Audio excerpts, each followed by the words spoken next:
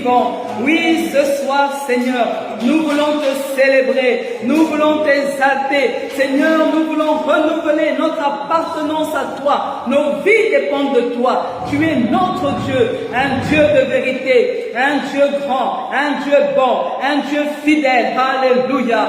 Merci Seigneur Jésus pour ce soir. Ce soir est un jour de bénédiction. Ce soir est un jour de faveur. Ce soir est un jour de grâce. Ce soir, c'est la journée que l'Éternel a faite. Qu'elle soit pour nous un sujet de joie. Alléluia. Que Dieu vous bénisse, bien-aimés. Que Dieu vous bénisse, bien-aimés. Que Dieu vous bénisse, bien-aimés. Soyez bénis, bien-aimés. Au nom de Jésus, chers internautes, sois bénis. Alléluia. Si tu étais là avec nous, tu allais comprendre ma joie. Alléluia. Tout à l'heure, on grelottait dans le froid et Dieu a permis qu'une personne sorte. Et nous sommes maintenant dans le deuxième hall. Et dans le deuxième hall, il fait moins chaud, il fait moins froid. Alléluia. Et parce qu'il fait moins froid, nous sommes contents. Alléluia. Nous n'avons pas pu monter parce que ça allait être compliqué, des interruptions. Mais nous allons avoir un bon culte. Amen. Alors si tu es là, bien-aimé, n'hésite pas de partager. Parce que nous devons faire honte à Satan. Il a échoué. Alléluia. Il a échoué, bien-aimé. Parce que dans la logique, on devait dire, compte tenu d'une circonstance indépendamment de nous, le culte est annulé. Alléluia. Mais nous savons que nous avons la victoire avec notre Dieu. Alléluia. On pensait qu'on allait faire tout notre culte dans le froid. Mais on a dit, Seigneur, nous allons le faire. On ne savait pas qu'il y avait quelqu'un dans le bâtiment. Et je bénis Dieu. Amen. Alléluia. Je bénis Dieu. Amen. Parce que surtout ce soir, il fait très froid. Alléluia. Amen. Je dois prêcher tout le conseil de Dieu. Alléluia. Pour permettre d'améliorer ta communion avec Dieu au nom de Jésus.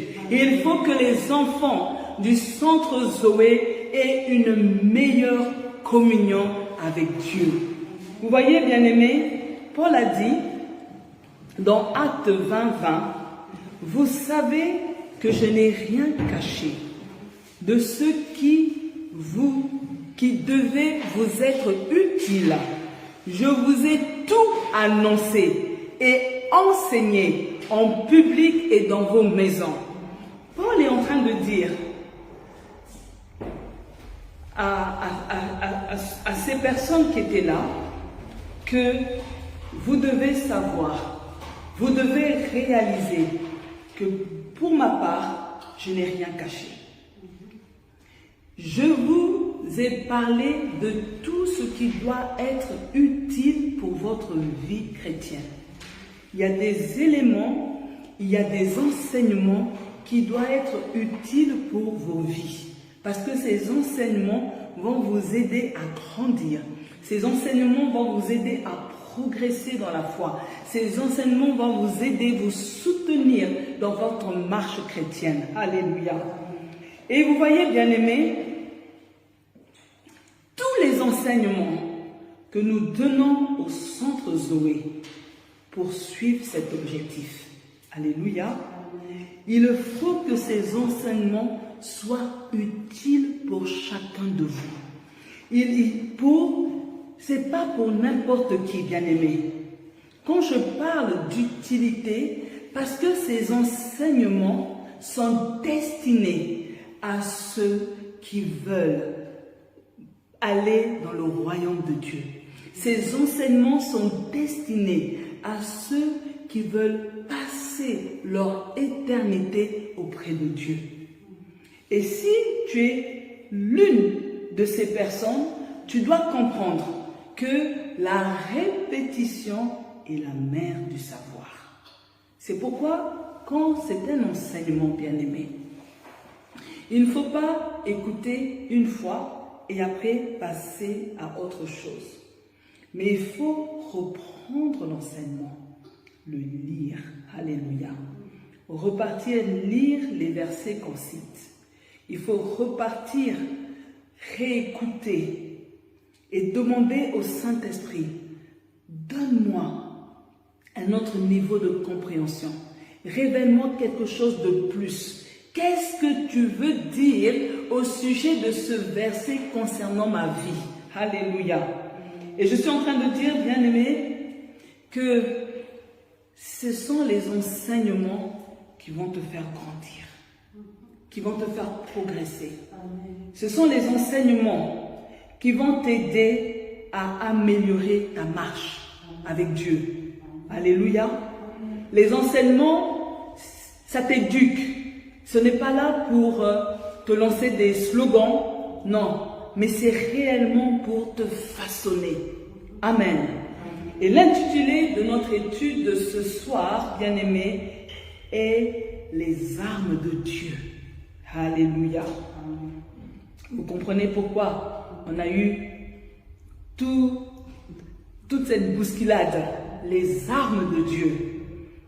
En un, bien-aimé, nous allons voir les éléments consécutifs de l'armure du chrétien.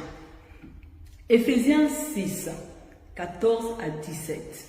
Je vais lire la parole de Dieu dans Éphésiens 6, 14 à 17. Tenez donc ferme, ayez à vos reins la vérité pour ceinture, revêtez la cuirasse de la justice, mettez pour chaussure à vos pieds le zèle que donne l'évangile de paix, prenez par-dessus tout cela le bouclier de la foi avec lequel vous pourrez éteindre tous les traits enflammés du malin. Prenez aussi le casque du salut et l'épée de l'esprit qui est la parole de Dieu. Amen. Donc ce qu'on vient de dire, l'apôtre Paul est en train d'énumérer les armes de Dieu. Elles sont au nombre de 6. Amen. S'équiper des armes de Dieu signifie être fortifié contre les puissances du mal. Amen. Le chrétien doit s'identifier à Jésus-Christ, car Jésus-Christ a été capable de triompher devant toutes les tentations du diable. Alléluia. Rappelez-vous, la semaine passée, nous avons vu que lorsque le diable est venu tenter Jésus, à 3 reprises, il a dit, il est écrit. Alléluia. Ça veut dire, il n'a pas commencé, non, c'est cette semaine. Il n'a pas commencé à discuter, il n'a pas commencé à faire les palabres, mais tout de suite, il a dit, il est écrit. Amen. Et le premier élément que nous allons voir, bien aimés, c'est la vérité pour ceinture au rein. Alléluia. Verset 14b nous dit, ayez à vos reins la vérité pour ceinture. Vous voyez, bien aimés, c'est que la ceinture faisait partie de l'équipement militaire. Et là, en fait, pour une meilleure compréhension, je vais vous dire que l'apôtre Paul s'est inspiré de l'armure du soldat pour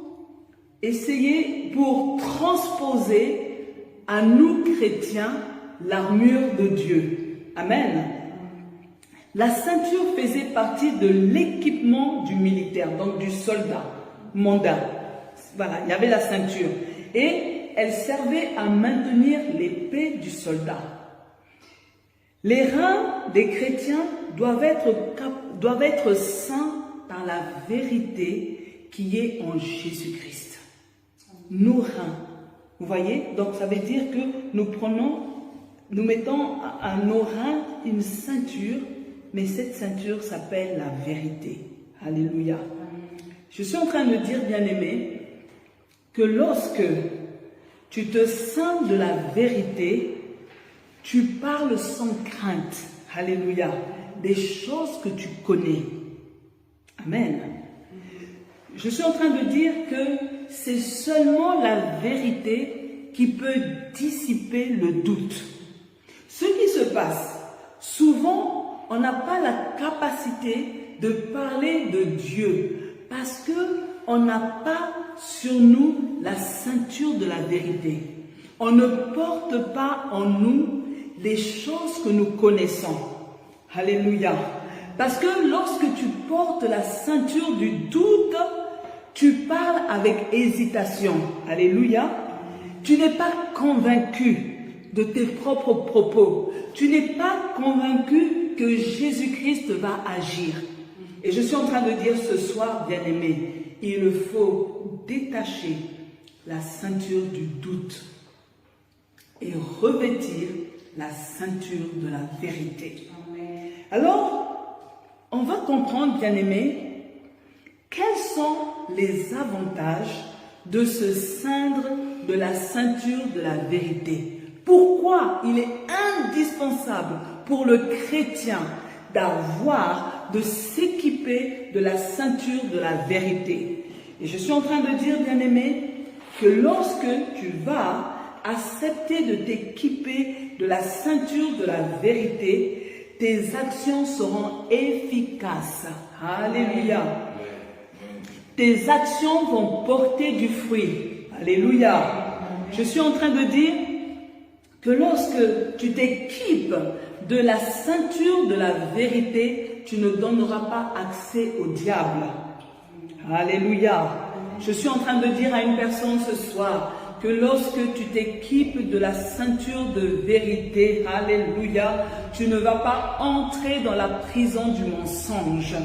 Je suis en train de dire à une personne ce soir que lorsque tu t'équipes de la ceinture de la vérité, tu ne pourras pas tenir un double langage. Alléluia. Mais lorsque tu es équipé de la ceinture de vérité, tu es fortifié dans ta vie chrétienne. Amen. Alléluia.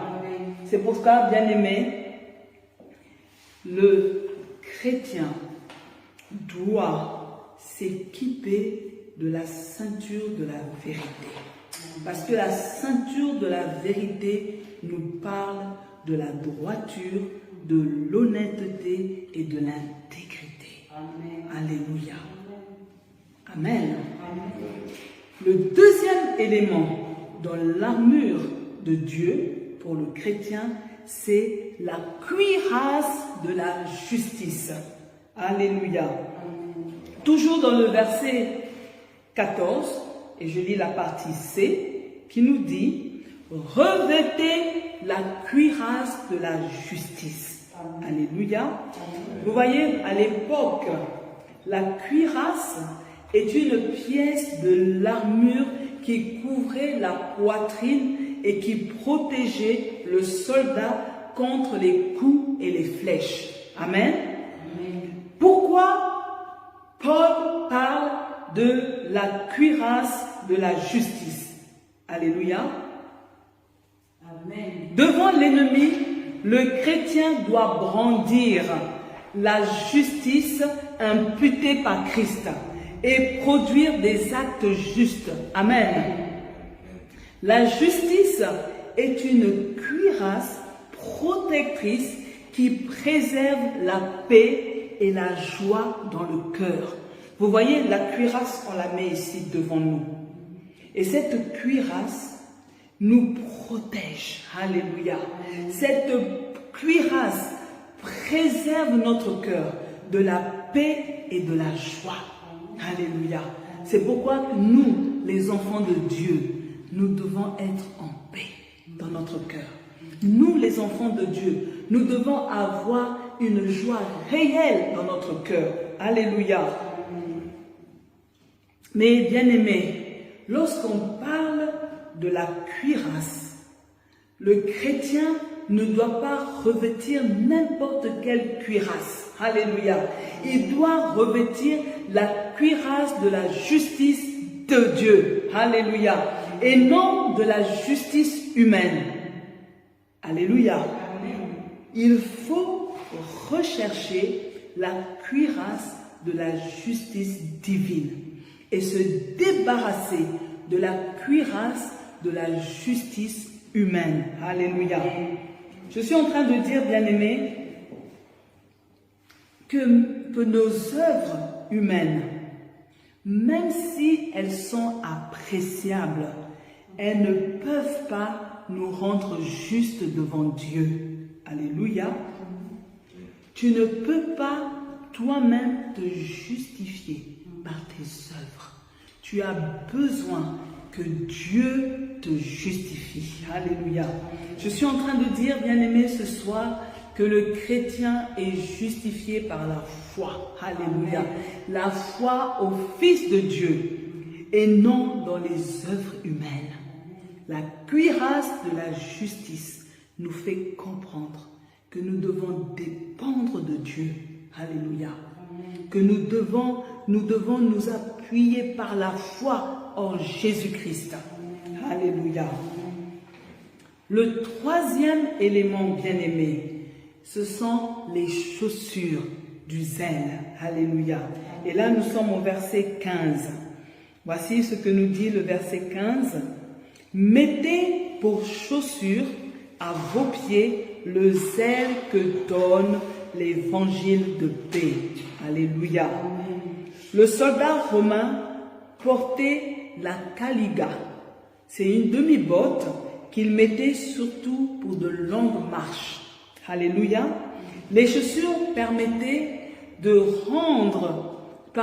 aux soldats de se rendre disponibles pour parcourir de longues distances, et aussi les chaussures facilitaient leur déplacement.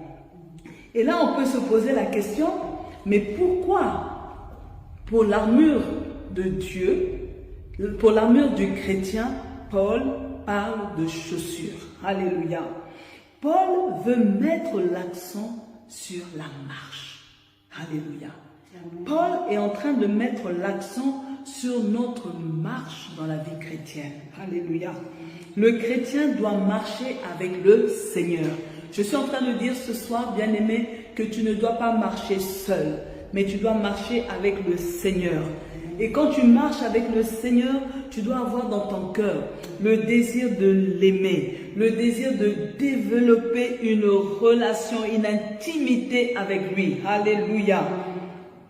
Vous voyez, même Dieu encourage le chrétien dans leur marche en renouvelant le zèle chaque jour.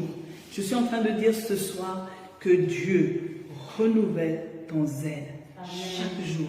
Il faut que ton zèle soit renouvelé. Alléluia.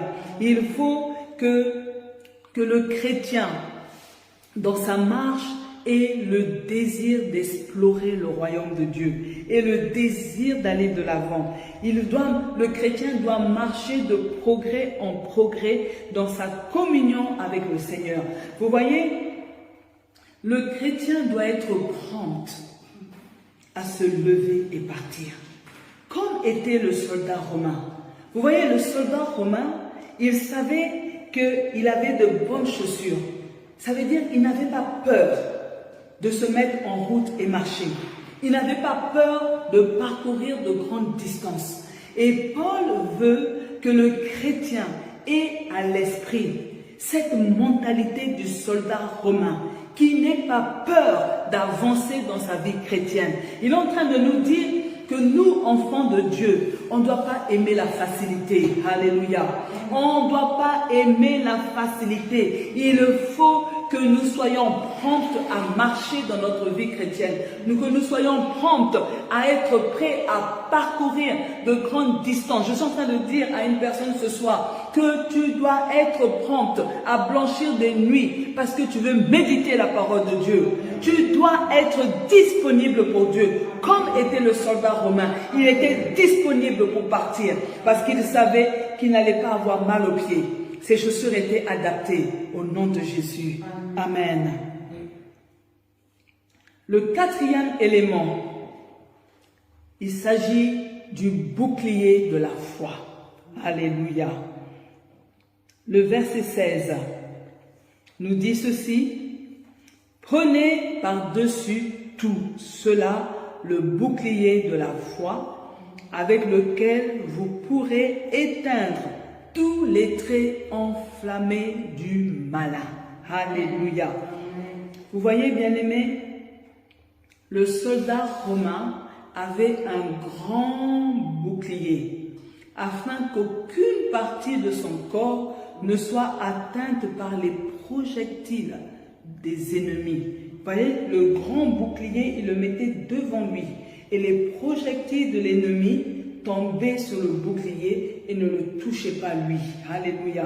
Et je suis en train de dire ce soir, bien-aimés, qu'en prenant le bouclier de la foi, le chrétien se pare de toutes sortes d'attaques dangereuses du diable et de son armée. Amen. Amen. Quand tu prends le bouclier de la foi, donc toutes les flèches que l'ennemi envoie en ta direction tombent sur ce bouclier au nom de Jésus.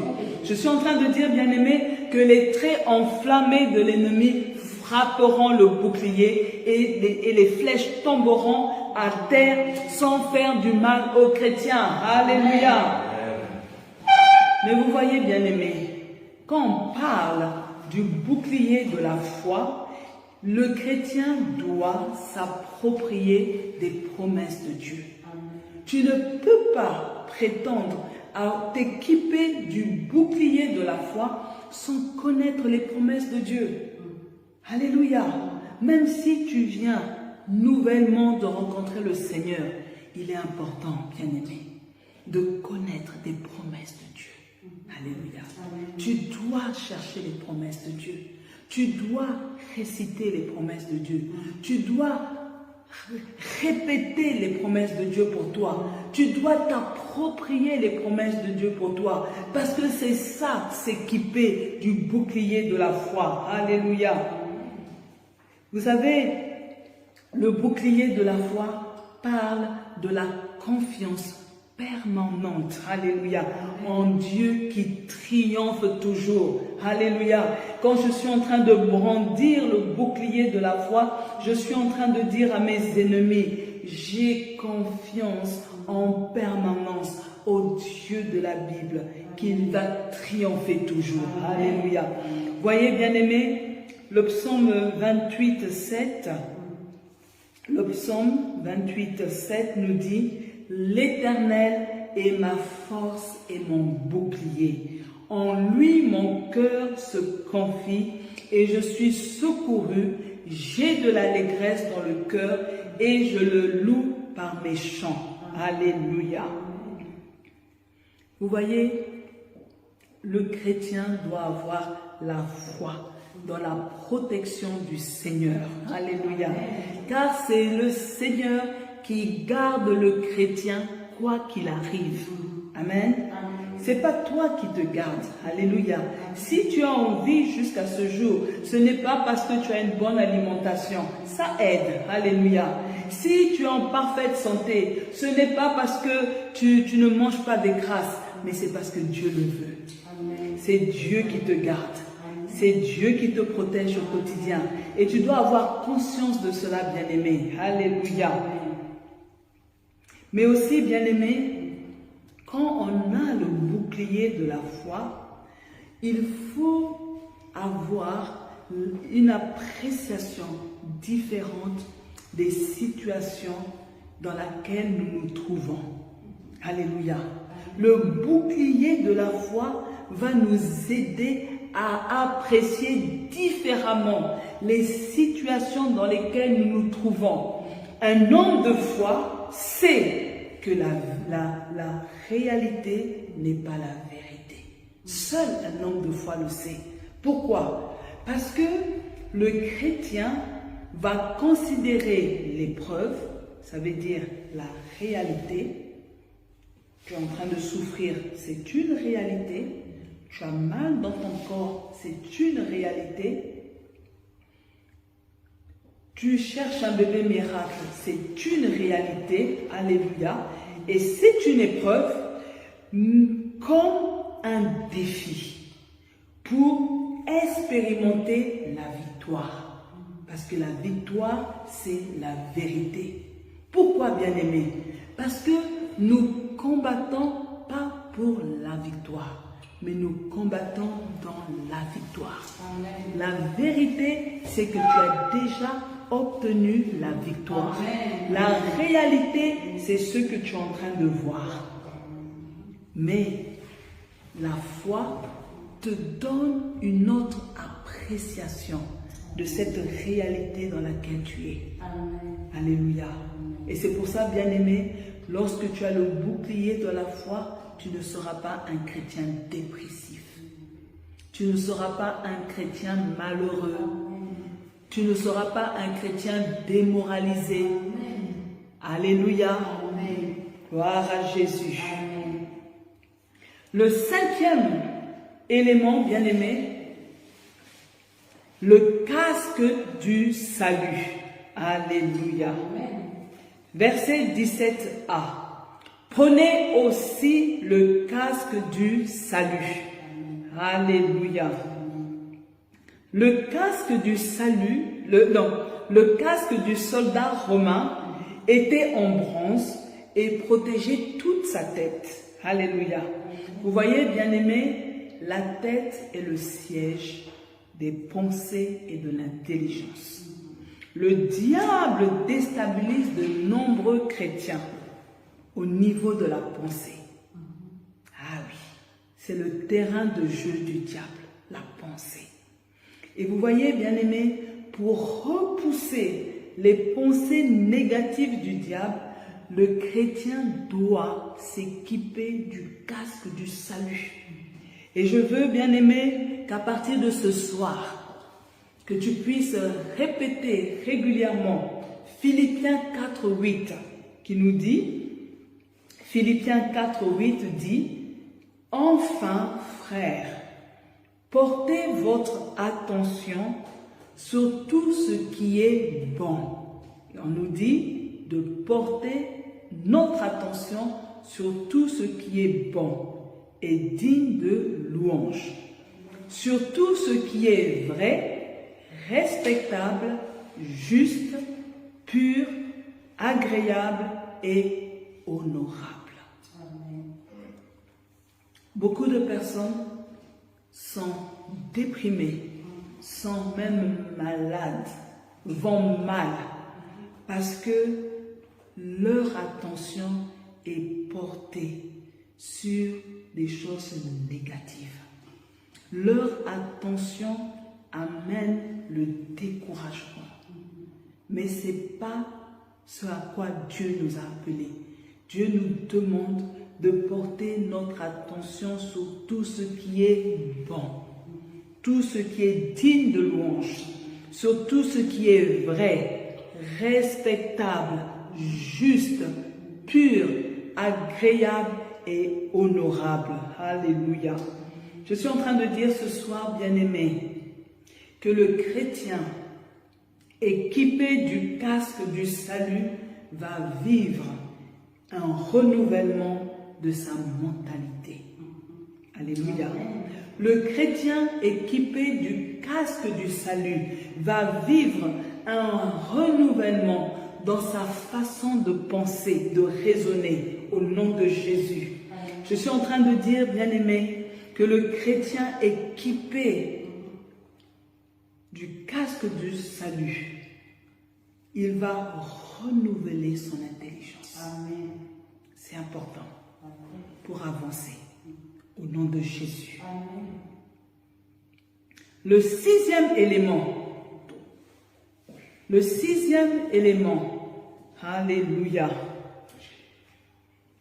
c'est l'épée de l'esprit.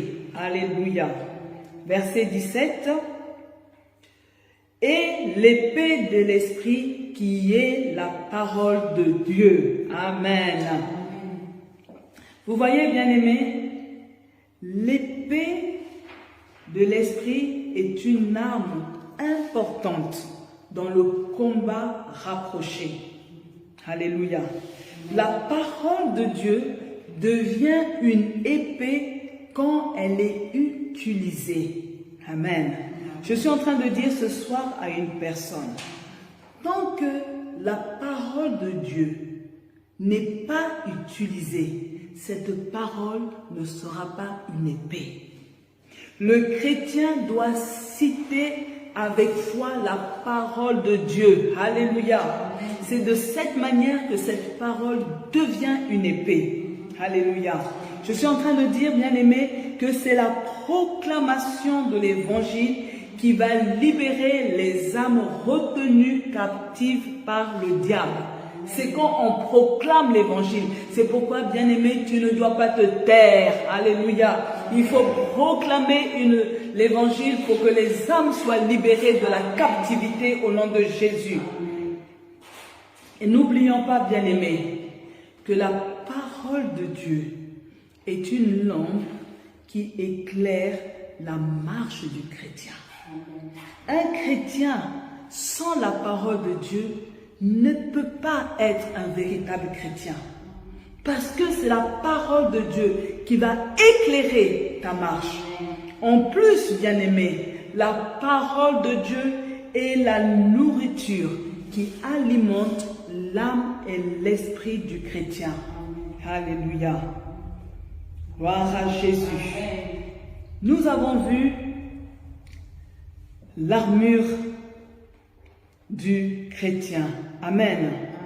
Et maintenant, nous allons voir que Dieu nous a destinés à être des vainqueurs. Alléluia. Vous allez dire après moi, Dieu m'a destiné à être un vainqueur au nom de Jésus. Dieu m'a destiné à être un vainqueur au nom de Jésus.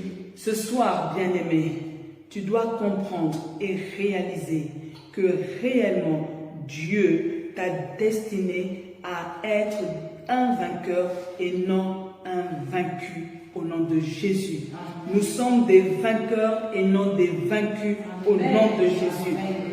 Le problème qu'il a, bien-aimé, c'est que le diable, il connaît nos faiblesses.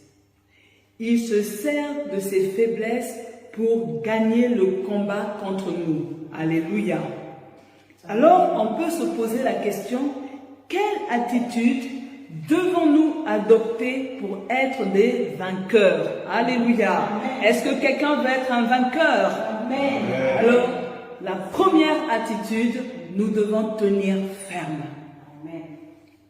Vous voyez, bien-aimés, nous avons été justifiés par grâce. Amen. Cette grâce a fait de nous des enfants de Dieu. La grâce nous a réconciliés avec Dieu. Le diable va toujours chercher à briser la relation entre nous et Dieu. Alléluia. Parce que Jésus a rétabli cette relation et il n'est pas d'accord. C'est pourquoi le chrétien doit tenir ferme dans ses résolutions. Alléluia. Nous devons être fermes dans notre résolution à marcher en nouveauté de vie. Et c'est de cette manière que nous serons des vainqueurs. La deuxième chose, pour être des vainqueurs, bien-aimés, la deuxième attitude à avoir, nous devons lutter. Alléluia. Le chrétien ne doit pas avoir peur de lutter contre le diable.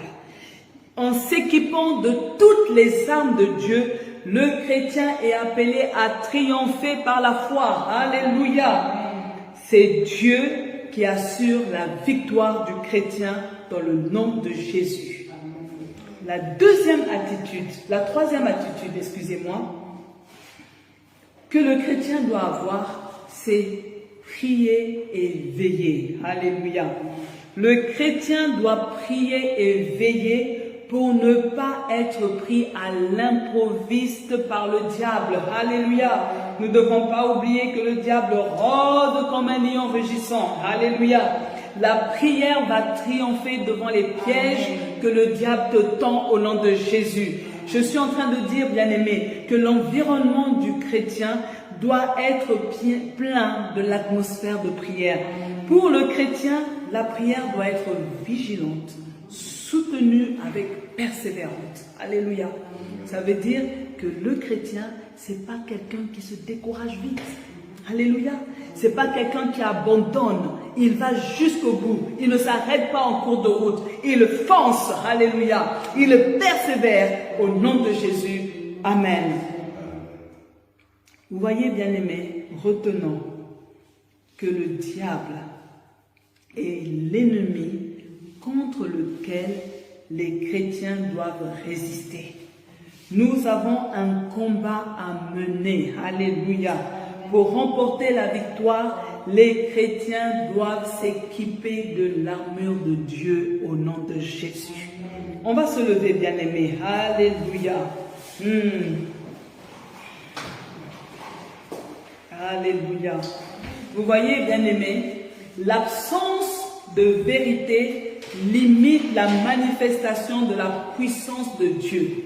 Quand il n'y a pas la vérité, la puissance de Dieu ne peut pas se manifester. C'est pourquoi, bien-aimés, nous allons prier contre le mensonge, contre l'hypocrisie, le double langage, l'amabilité de convenance devant et les critiques derrière. Nous voulons dire au Seigneur, Seigneur, je veux être vrai. Élève ta voix. Seigneur, je veux être vrai. Je ne veux pas que le manque de vérité limite ton intervention dans ma vie.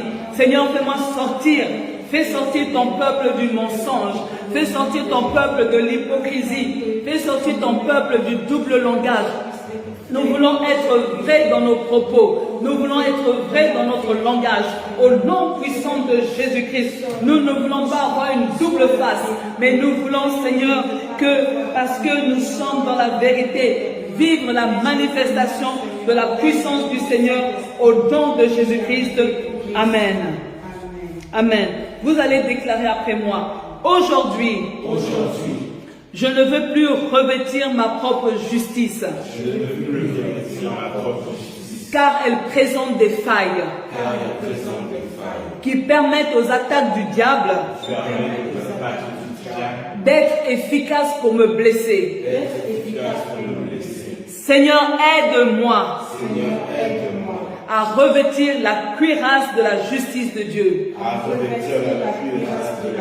Alors commence vite à parler. Oui, Seigneur, je veux revêtir la cuirasse de la justice de Dieu. Seigneur, je me débarrasse de ma cuirasse. Je me débarrasse de ma propre justice. Parce que ma justice, Seigneur, a des failles. Au nom de Jésus. Alléluia. Gloire au Seigneur Jésus. Vous allez déclarer après moi. Seigneur, je veux être équipé des chaussures du zèle. Pour me permettre d'être disponible. Pour être mobile. Pour répondre à l'appel de Dieu. Que le Seigneur, prions. Oui, c'est bon, prions. Alléluia. Oui, Seigneur, je vais revêtir, je vais être équipé des chaussures du zèle. Alléluia. Seigneur, je vais être disponible pour toi. Seigneur, je veux répondre à ton appel. Je veux être mobile. Oh Dieu de gloire, Dieu de bonté. Seigneur, ce soir, Seigneur, je vais chausser. Je veux marcher, Seigneur, pour toi. Je veux marcher, Seigneur, pour toi. Je vais être disponible, Père, au nom de Jésus. Oh Seigneur, sois béni. Alléluia. Nous allons prier que le Seigneur fortifie ma foi pour avancer dans ma vie chrétienne. Alléluia. Commence à élever ta voix. Seigneur, fortifie ma foi. Seigneur, fortifie ma foi. Oui, Seigneur, je veux progresser dans ma foi. Seigneur, fortifie ma foi. Au nom de Jésus, je veux progresser dans ma vie chrétienne. Je veux progresser, Seigneur, dans ma marche. Je veux avancer, Seigneur. Je veux aller de l'avant. C'est pourquoi, Seigneur, fortifie ma foi. Fortifie ma foi au nom de Jésus. Alléluia. Vous allez dire après moi, Seigneur, aide-moi à saisir le casque du salut. Aide-moi à saisir le casque du salut. Pour que s'opère une prise de conscience des vérités bibliques. Pour que s'opère une prise de conscience des vérités bibliques. Alors élève ta voix. Oh Seigneur, j'ai compris, Seigneur, que le diable agit au niveau de mes pensées. J'ai compris, Seigneur, que le diable agit au niveau de mon intelligence. C'est pourquoi, Seigneur, ce soir, je veux être équipé du casque du salut. Je veux, Seigneur, un renouvellement dans mon intelligence. Je veux, Seigneur, que mes pensées soient renouvelées. Seigneur, je me débarrasse des pensées négatives. Je vais cesser de penser à la place des autres. Je vais être libéré. Je ne veux plus être emprisonné par des pensées négatives. Au nom puissant de Jésus-Christ. Ce soir, je revais le casque du salut au nom puissant de Jésus. Alléluia. Vous allez dire après moi, je décide de prendre l'écriture en bouche. Je comme l'écriture en bouche et de la citer directement et de la citer directement pour qu'elle devienne une épée de l'esprit. pour qu'elle devienne une épée de l'esprit. Alors commence à parler à Dieu. Dis que tu veux proclamer la parole de Dieu. Tu veux répondre aux attaques de l'ennemi avec la parole de Dieu. Oh Seigneur Jésus, je veux, Seigneur, que ta parole soit dans ma bouche. Seigneur, remplis ma bouche de ta parole. Mets ta parole, Seigneur, au-dedans de moi. Je vais serrer ta parole dans mon cœur. C'est pourquoi, Seigneur, ce soir, je veux, Seigneur, être capable de citer ta parole, de citer l'écriture. Je veux dire comme Jésus, il est écrit, il est écrit, il est écrit. C'est pourquoi, Seigneur, permets-moi, Seigneur, d'emmagasiner ta parole au-dedans de moi. Que ta parole ait une place au-dedans de moi. Au nom de Jésus-Christ. Alléluia. Merci Seigneur Jésus. Alléluia. Vous allez encore déclarer après moi. Seigneur, envoie-moi la pluie abondante qui apportera la moisson de grande bénédiction dans ma vie. Au nom de Jésus. Alors commence à appeler la pluie. Une pluie abondante de bénédiction en ce mois de novembre. Élève ta voix. Oh Seigneur Jésus, j'appelle Seigneur la pluie abondante. Il y a des choses que j'attends dans ma vie. Il y a des choses que tu m'as promises, Papa. Il y a des choses que tu avais déclarées depuis 2022. Seigneur, je suis en train d'appeler la pluie de bénédiction. Que la pluie de bénédiction tombe sur moi. Que la pluie de bénédiction se répande sur ma vie. Que la pluie de bénédiction se répande, éternel Dieu. Seigneur, je suis en train d'appeler la pluie de bénédiction. Nous voulons moissonner, Seigneur. Nous voulons moissonner, Seigneur. J'appelle la pluie de bénédiction pour ton peuple. J'appelle la pluie de bénédiction, Papa. Tu avais parlé de bénédiction, de grande bénédiction au nom de Jésus. Oh Seigneur Jésus, la pluie de bénédiction, la pluie de bénédiction, la pluie de bénédiction, qu'elle puisse tomber, Seigneur, qu'elle puisse tomber sur les familles du centre Zoé, que la pluie de bénédiction, Seigneur, tombe sur les serviteurs, que la pluie de bénédiction se répande, Seigneur, alléluia, sur les ministres de Dieu, que la pluie de bénédiction se répande sur les étudiants, que la pluie de bénédiction se répande, Seigneur, sur les femmes stériles, que la pluie de bénédiction se répande sur les célibataires, que la pluie de bénédiction, Seigneur, se répande sur l'Église. Seigneur, libère cette bénédiction que tu as promise. Seigneur, accomplis tes promesses. Accomplis tes promesses. Seigneur, tes promesses sont certaines. Tu n'es pas un homme pour mentir. Tu n'es pas le fils d'un homme pour te repentir. Seigneur, fais-nous du bien. Alléluia.